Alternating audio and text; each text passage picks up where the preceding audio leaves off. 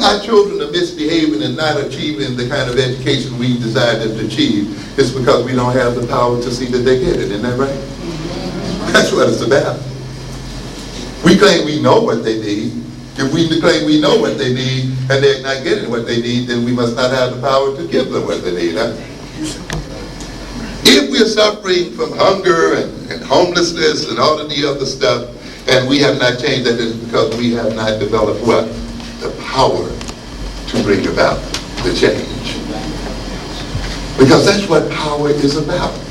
The ability to bring about change in one's interest. The ability to solve problems. And if you cannot solve problems, that means then power is not being generated sufficient to solve those problems. And therefore, our problem here is a problem of power. And therefore, we must not be ashamed to recognize that we must pursue power as African people. That must be an obvious, conscious pursuit among us. And I know the white folk have made us think the idea of pursuing power is sinful.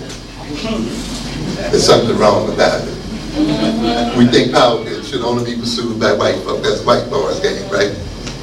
Just like they made us think that poverty is a natural condition of black folk. That's right. And wealth is a natural condition of white folk. That's a lie of mythology. There's no reason for black people being poor in the world. Being poverty-stricken is not the destiny of African people. We do not have to accept that.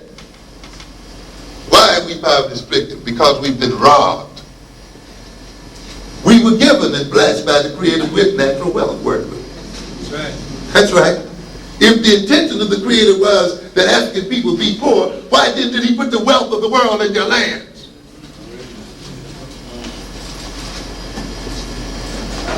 Given that wealth and placed in the land, placed under your feet, placed in the soil, and then you dare to think that your destiny is to be poor. You dare think the condition of starvation is a natural condition of African people. No way. If God intended it to be that way, then why wasn't the wealth planted somewhere else and put somewhere else? And that means that if we were blessed with this wealth and we are not using this wealth, that means again we permitted somebody to falsify our minds. Because as I told you before, ultimately the wealth of the people is not in their land. The wealth of the people is ultimately in their head. The wealth is here, not in the land. Not in the land. The Japanese have no wealth in their land. And yet they are a powerful economic nation. Why did I tell you that? You know what? If you got a good mind, you can rob people's land. You can take people's wealth. So the mere having the wealth is not going to do anything for you. You got to have the capacity to what? Defend it, to use it. You see? But if it's given to you and your mind is not appropriately developed and your consciousness is not appropriately developed, other people who may not have anything but a mind, but a consciousness, will enrich themselves off of it. And this is what is happening to black folks. We are not poor because God has not been good to us. God has been abundant to us. We are poor because we've let another people deceive us. We are poor because we've fallen from mythologies. We are poor because we've learned the wrong kind of knowledge. We are poor because we've let our brains be impaired and atrophy in our heads. We are poor because we don't dare to love ourselves. We are poor because we don't dare to pursue power and dare to be independent and self-controlling and self-determined. We are poor because we don't have self-confidence and self-love, not because we don't have wealth. We look at the African nations today. What's the situation there? What's that situation there? We talk about those. It's amazing when you study the starvation in the Sahel Desert, when those people were starving. Do you realize they were shipping out great deals of food at that time? Talk about that. Do you realize that they were shipping food to the world? In fact, their highest levels of shipping beef and other foods were taking place at the very time they were starving? Do you realize that many of these nations where the people are going hungry are actually shipping all kinds of food to the world? Do you think the African people in the Sahel did not know how to prepare for droughts when they've had centuries and centuries of drought occurring again and again, that they had to learn over time how to deal with that? Do you think the drought that occurred in the 70s was the first time they had droughts over there? Talk about that. When you read that Old Testament and you read about Joseph interpreting the dreams of the king, you recognize that they were dealing with the issue of drought then, didn't you? The king said, I saw 7 fat lambs and 7 slim ones. Whatever, right? He called his wise men in and interpreters in. I said, what does this mean? They couldn't figure it out. No Joseph walked in. Oh, this means you're going to have 7 lean years and 7 what? Fat years. You're going to have a drought that's going to go on for 7 years, and you're going to have 7 years of plenty. And what does that mean then? That you got to what? Store up your food during the 7 years of plenty so that you can survive the 7 years of hunger. And they had more food than they knew what to do with. They even fed other people from their stores. But this is what the Sahelian Africans were doing. Their standard practice was to have granaries where they had 4 years worth of food stored up, so that when those droughts came, they could do what? Feed themselves and take care of themselves, because they'd been through it before. But in came European agribusiness. In came so-called cash crops.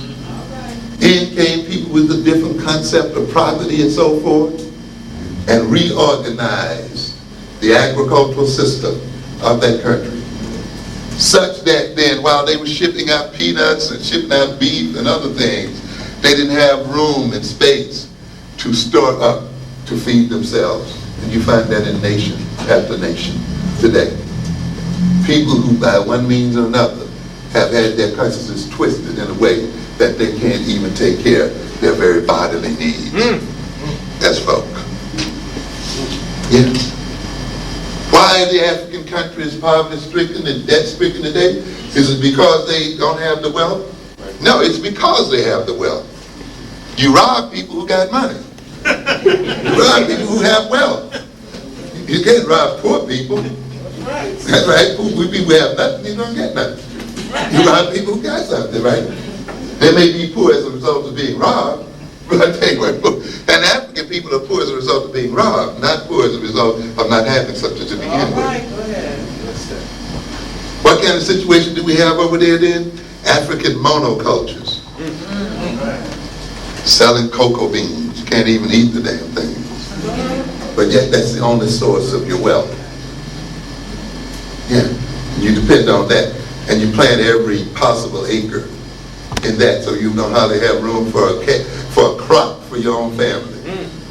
Or you permit other people to come in and own all the land and all the plantations, and they plant every inch of it so that they can ship the food out, and they won't even allow the native people subsistence farming.